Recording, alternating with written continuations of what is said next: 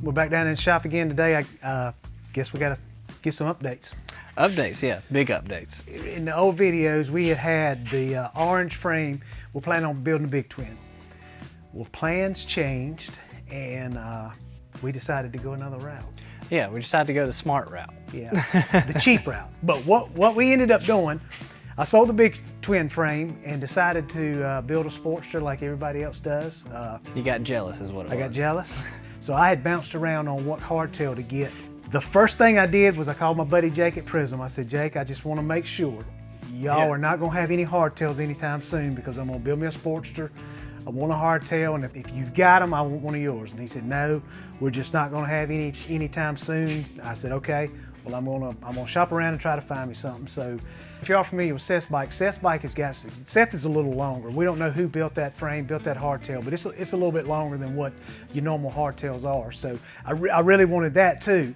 And nobody really had a extended hardtail that I knew of until our buddy Travis. He actually bought a frame from us, and he said, I bought me a hardtail. Do y'all mind hardtailing the bike? Well, when he brought it down here, he set it on the floor. And I looked at it and I was like, man, that looks a little bit longer. And it was a Led Sled hardtail, which it is a little bit longer. I had learned that day that Led Sled makes hardtails stock length, I think 2 inches or a 4-inch stretch. And he had got one with the 4-inch stretch, and as soon as I saw that, I was like, that's it. That's the one I'm getting. And it's pretty cool. I like the way Pat on his instructional video, like 13 years ago, I believe, on his website. Yeah. He's like us, man. He ain't too technical as far as doing it. It's like you sit the hardtails up beside your frame, eyeball it, mark it, cut it. We're gonna cut another bike up and ruin another Sportster. Yeah. Make it hardtail, make it uncomfortable, but most importantly, we're gonna make it cool. Yeah.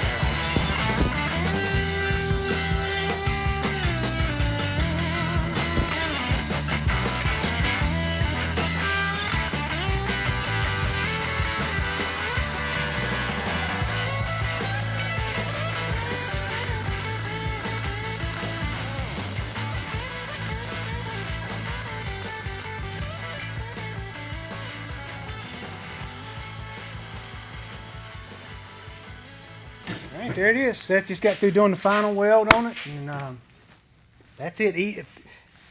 Pat at Led Sled even says don't even worry about grinding your welds. He says your tank's going to cover this, your motor's going to cover that. It'll never be seen, and don't even worry about it. So that's, I think I said on the last video, that's right up our alley. It's right up our alley. But that's it. That's we started what? We were kind of rushed. 3 o'clock.